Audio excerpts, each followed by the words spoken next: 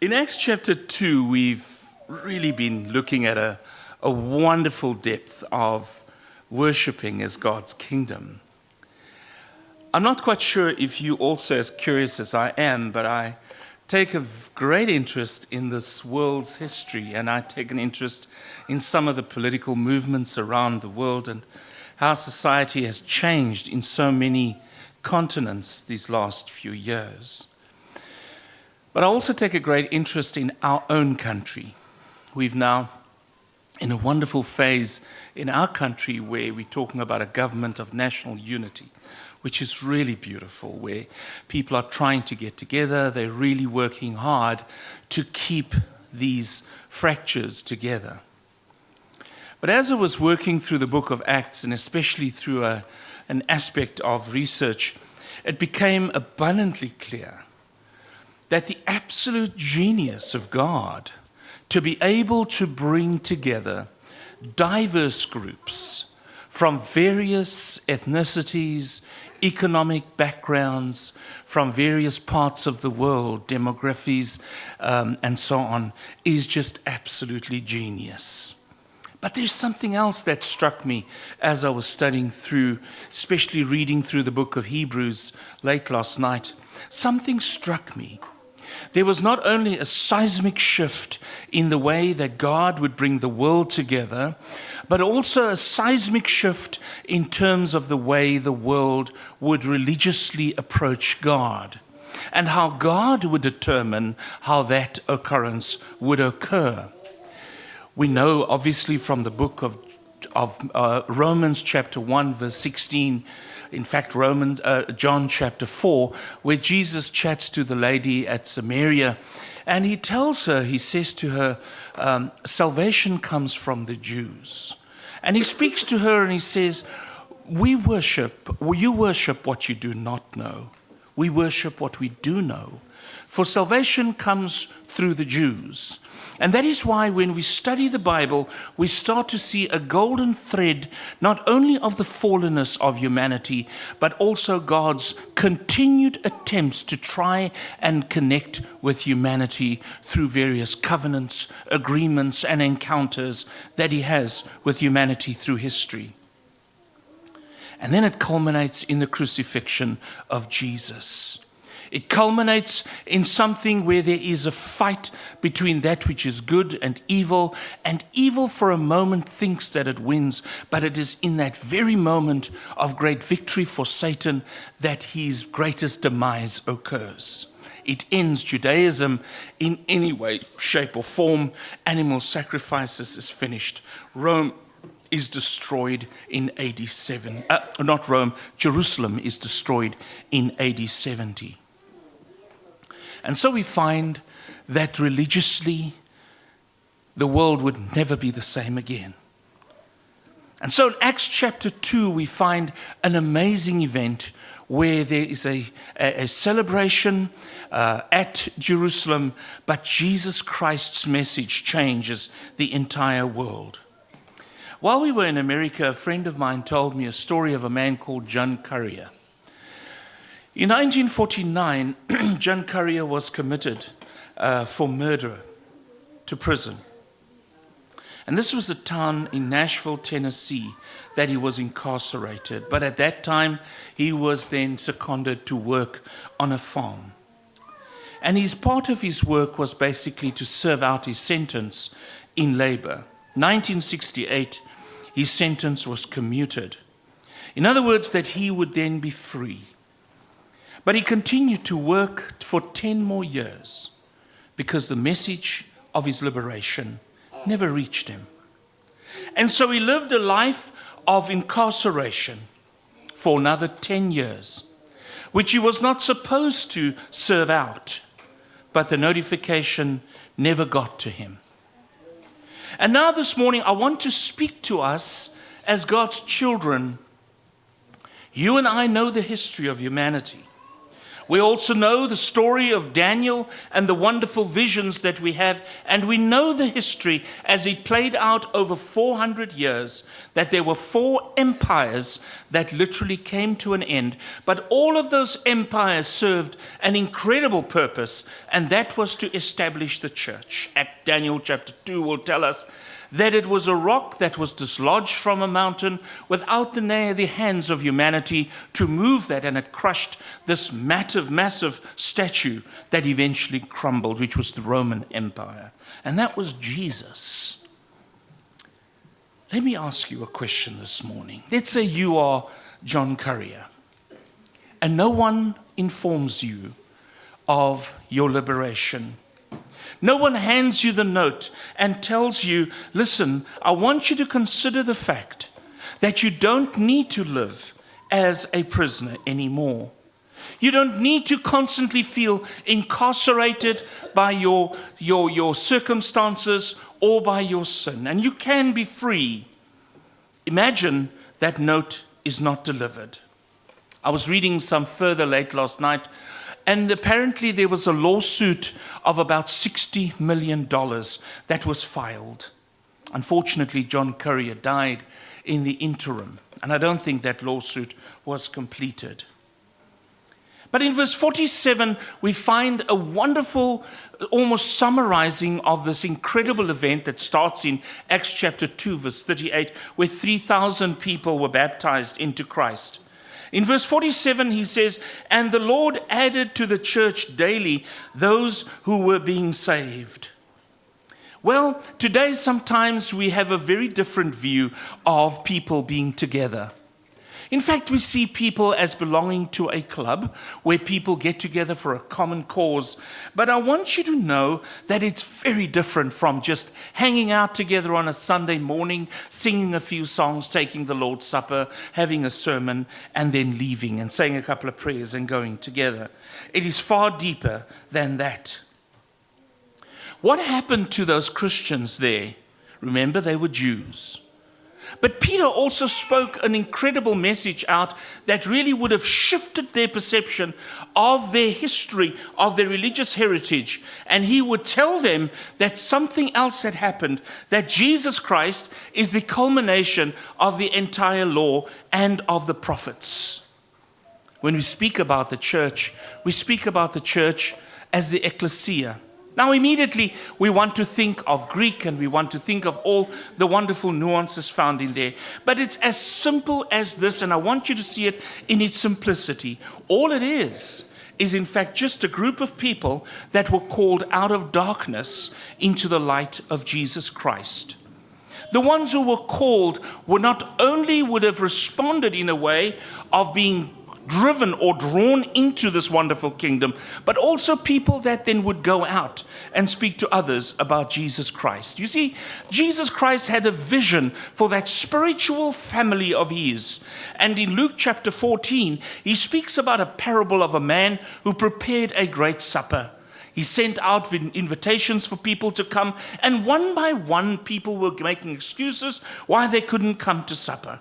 One person said, well, I bought some property and I've got to check it out, so I can't make it. Which seems to be pretty lame, because if you think about it, you bought the land without even checking it. But anyway, they make that excuse. The second guy comes and he says, I've just bought 5 heads of oxen. I've got to go out and test them. Another guy said, I just got married and you know how it goes. I can't go either. I want to ask you a question this morning. Is that the kind of excuses that you and I make? The most lame excuses not to be at the wonderful supper of the Lamb, to be together. But let's go on a little bit how Jesus responds in the face of people rejecting him with the most lame excuses and saying, I just can't make it. Well, Jesus says, don't you worry, I've got this. He tells his servants, he says, go into the streets and bring all those who are poor and crippled. And that's what they did. You see, they came back and said, we did that, but there's still room. And then Jesus says to him, go into the country lanes behind the hedges and urge anyone you find to come so that my house will be full. We suddenly start having an idea about the background of this incredible Redeemer that says, I want my house to be full. Revelation chapter 5, we start to see that there's a beautiful song that the people of God will sing. And we find that he says, you have redeemed us by the blood of every tribe, every language, and every nation. Around the throne of God, I want you to visualize that there will be millions and millions of people surrounded around the throne of God, being able to sing together. But I want to add something more because of you. Because of what you have done, how you have encouraged, how you have lifted up. Acts chapter 2 and verse 47. There are 4 components I want to have a look at in terms of evangelism. Well, immediately when we speak about evangelism, we have the idea that there's people that's going to knock on people's doors. We have the jewel miller strips and all the tools that were held. In fact, while we were in the States, there was a guy conducting an evangelism seminar, workshop type of thing. Very interesting, very, very, very good. And I don't want to be the person to criticize any component of it. But I want you to see something a little bit deeper about the word of evangelism. When we talk about the word evangelism, it means 2 things. It's a construct of 2 nouns. It says the following: you, which is good. In fact, what it does mean is euphoric news. And then it attaches to that the word of angelos, which is basically a messenger. I want you to see yourself within this story. The story of being able to tell somebody euphoric news.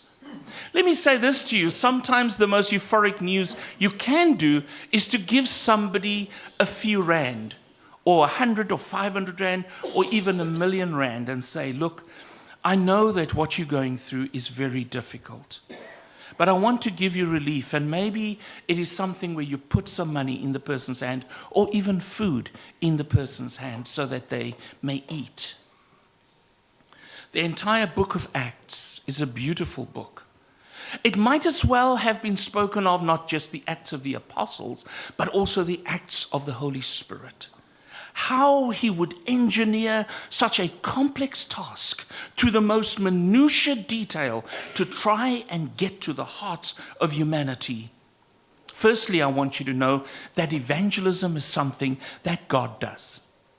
I love the series we're doing on a Wednesday evening that Glenn is facilitating, and especially if you're a new Christian or you want to, and you're curious about a biblical-based understanding of the church.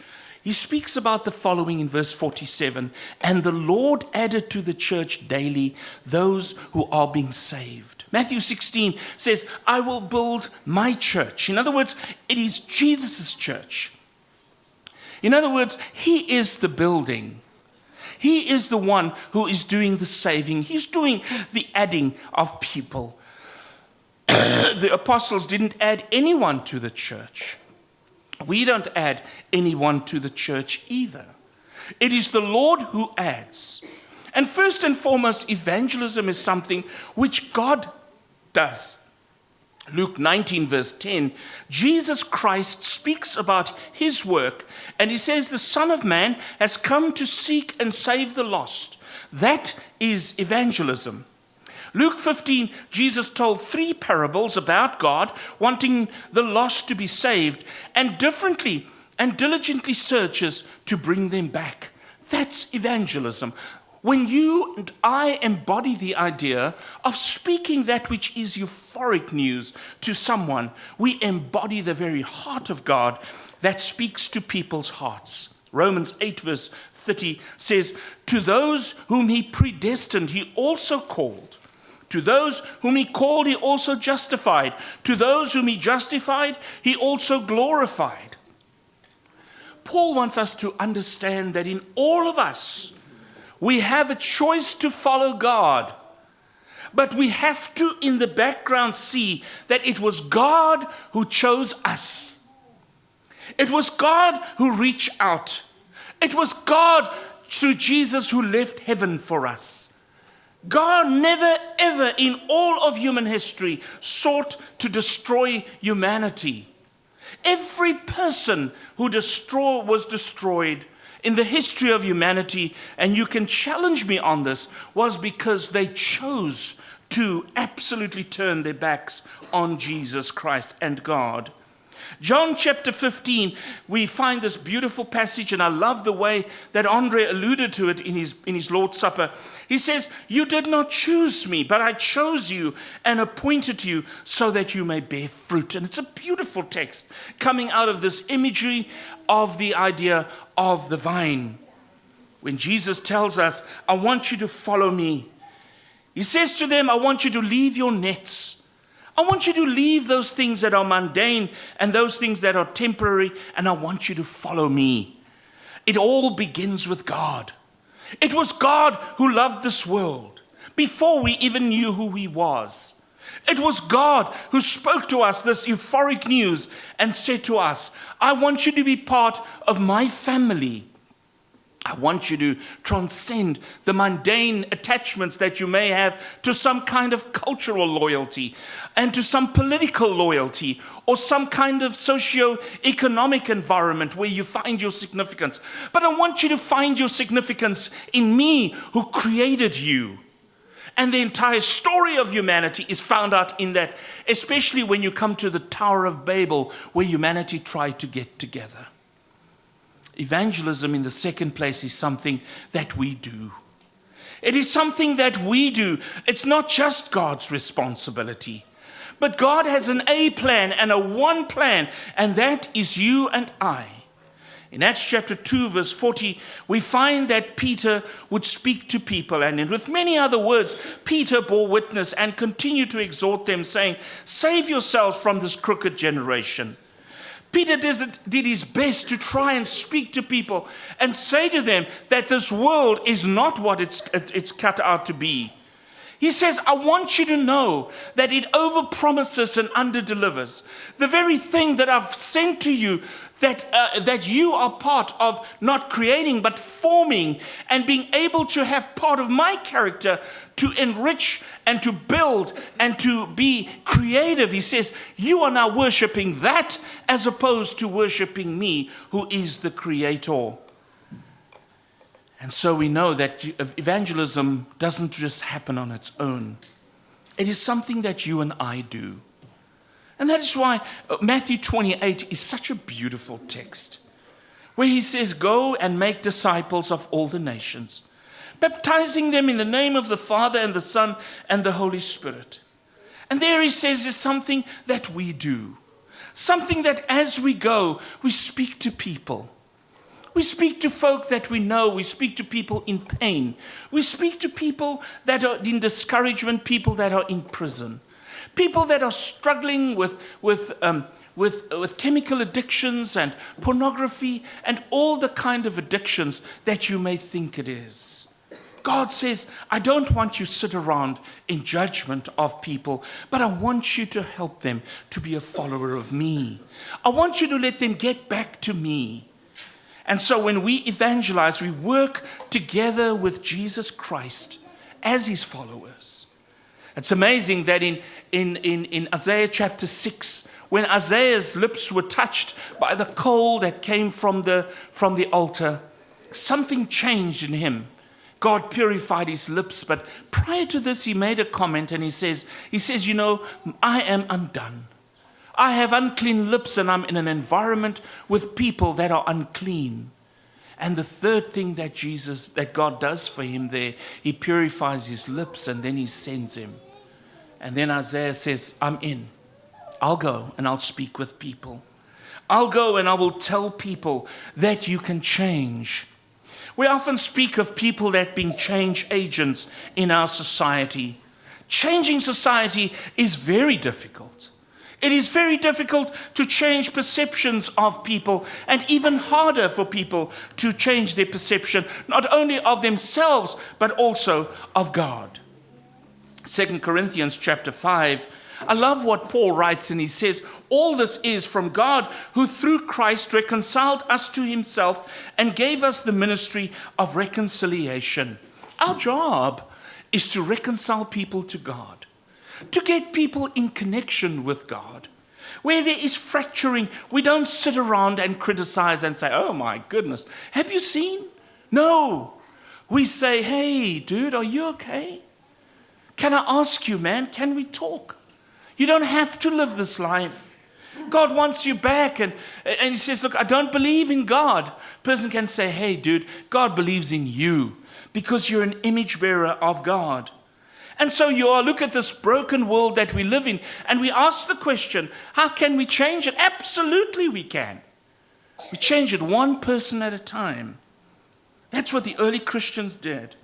In Acts chapter 5, verse 42, every day in the temple from house to house, they did not cease teaching and preaching that the Christ is Jesus. Acts 4, those who were being scattered went about preaching the word. In other words, not even the persecution that came the way kept them under wraps, but they went wherever they could go.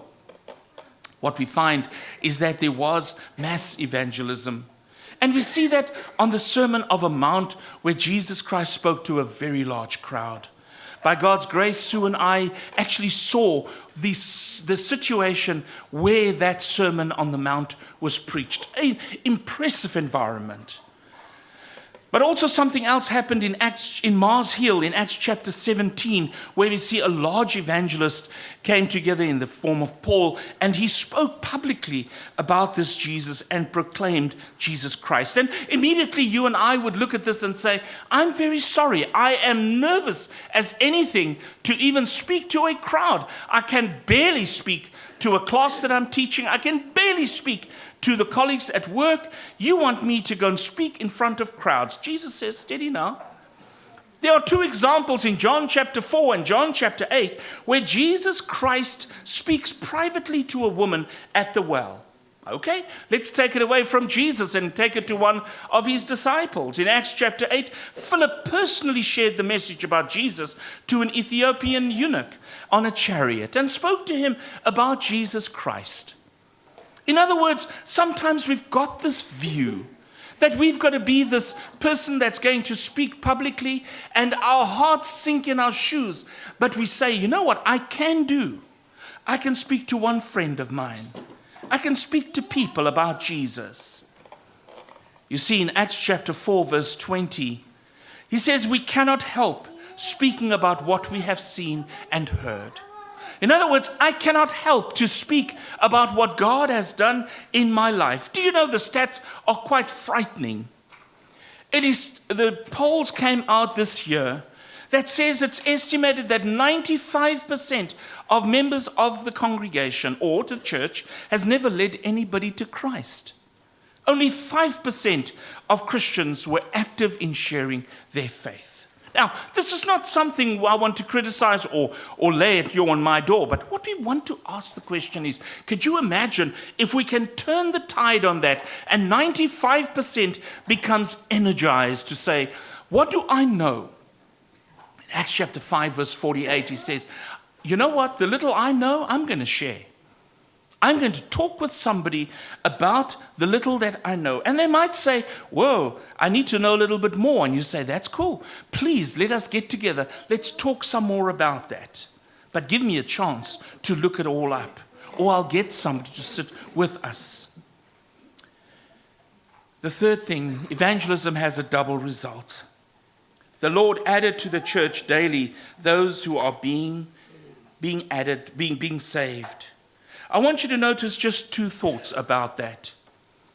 That no one can be saved without the church. In other words, God always places you in that group of people who had been called out. God takes you out of your social environment and he places you in a safe environment where you will be nurtured. I love the comments that come through in our Bible studies where folk will say that it is the very vehicle that God uses, and I would probably say the crucible that God used to change the hearts of people in preparation for heaven. And so God puts us in an environment, or rather, I want to even say it further, that he entrusts the souls of people into God's church where we work together. Christianity, by the way, it's not a popular view today, especially in America. I was reading an article called The Rising of the Nuns. And that's the idea where people are non-committed to any kind of belief system. And it's very, very interesting that sometimes even among Christians, they would have a similar view today. They would say, hang on a minute, I'm a full Christian. I've been one since I was a child. I love the Lord. I pray every day and I read my Bible. But here is, I don't like the church. I honestly believe that there are people that are two-faced and that they are faking. But let me say this to you very, very quickly. You know, sometimes people, and I have been told this to my face, that there are so many hypocrites in the church. Now, right there, I would probably respond if I wanted to, or probably have responded, and say, you know what, that is so true, but we've always got room for one more. But I want to say this to you. I want to, with now looking into the Word of God, and especially seeing the heart of God, I would probably say to them, you know what, no family is perfect. And neither is God's church family perfect. But it's a wonderful place where we embrace each other with our imperfections. And we shave them off. And we work with each other to try and make us better so that we can be ready for heaven when God calls us home. You see, in Ephesians chapter 5, he also makes the comment, I just love this. I was talking to a couple preparing for marriage this week. They said, Christ loved the church and gave himself up for her, that he might sanctify her, having cleansed her by the washing of water with the word, so that he might present the church to himself in splendor, without spot or wrinkle, or in any such thing, that she may be holy, without blemish. Ephesians 5:25 to 27. Paul wants us to understand that Christ loves the church. He loves his body. He loves you. And it's because I'm in his household. And the church is the foundation and pillar of the truth. I do not have that liberty to dislike anyone within his kingdom. Let me illustrate it to you this way.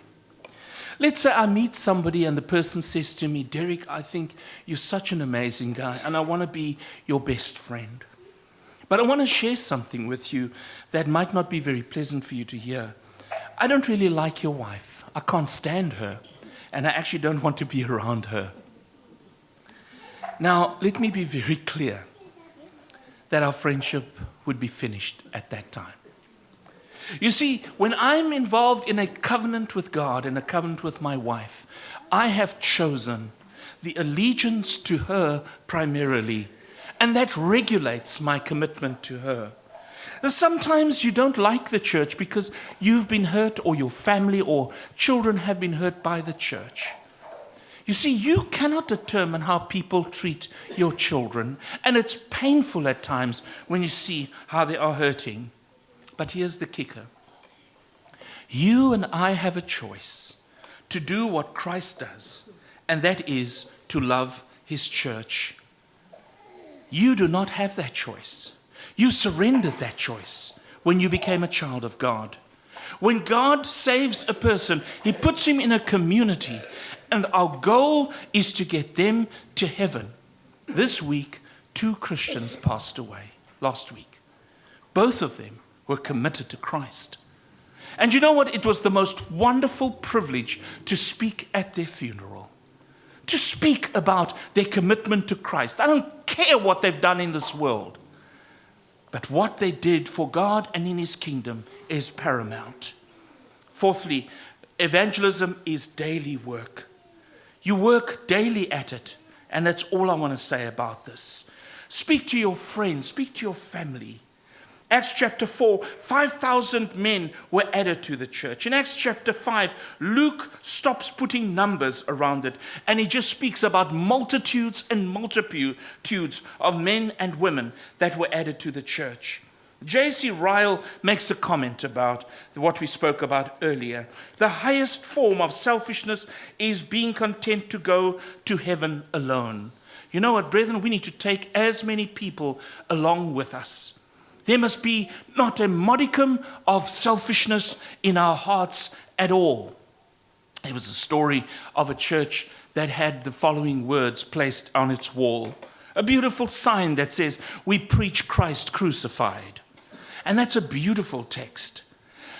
But as ivy was growing on the side of the church building, eventually the other words closed down, and the crucified was closed, and the sign then read, "We preach Christ." And there's nothing wrong with that. And then the ivy kept growing, and eventually the sign read, "We preach." And the ivy kept growing. Eventually, only we remained. You see, brethren, eventually, if we're not outward reaching, it becomes about our little club. You see, this club belongs to Jesus. And if it is true that it is his, we are pursuant of his aims, his objective. There are two things that goes through our minds. The first thing is, how do we change? How do we adjust the way that we view people? The first one is we learn to see people differently. And we look at it through the eyes of Jesus in Matthew chapter 9, where he said when he saw the crowds, he had compassion for them because they were harassed and helpless, like sheep without a shepherd. Then he said to his disciples, "The harvest is plentiful, but the laborers are few. Therefore pray earnestly to the Lord of the harvest to send out laborers into the harvest." When God saw people roaming around the world aimlessly, we see it. We drove into Cape Town the other day and saw these people living on the sides of the streets. And I'm so grateful for our municipality that have set up havens and also removed people from the streets. And I'm for that, because no human should live on the streets. And they've made homes for these folk to live in. I believe in forced removal to restore the dignity in humanity. In the second place, we learn to invite people naturally. G.I. Packer, a wonderful man that wrote a book, and he speaks about evangelism. In the book, he said, it's a matter not merely informing people, but also inviting people. We see in the New Testament that when Philip said to Nathanael, "We found the one who is the Messiah, Jesus of Nazareth. Can anything good come out of Nazareth?" Philip said, "Come and see." In other words, let's go together and I want to show you, man. Something good can come out of this. Can you imagine if just 80% of us invited a friend and said, "Look, I want you to meet a group of people that loves Jesus." And says, "No, but I've been there and I've done that." And say, "You've not met these cats. You've not met them, man. These people are different." You see, something as simple as saying, "Come and see," will make the huge difference for one person. And that is why Jesus said in Luke 14:23, "Go out to the country lanes, behind the hedges, and urge anyone you find to come, so that my house may be full." You see, brethren, it is God's will that his house be filled. And if it is true that you and I, at the time of becoming a child of God, had surrendered our will to him so that he would have the primacy over every decision that I make, then his will becomes my will. Let's stand and sing our song this morning if you want to follow Christ this morning and spend some time talking about that. Maybe just curious. Let's do it. Let's talk. We make time this afternoon and we go through it and help you to make that choice for him. Let's stand and sing.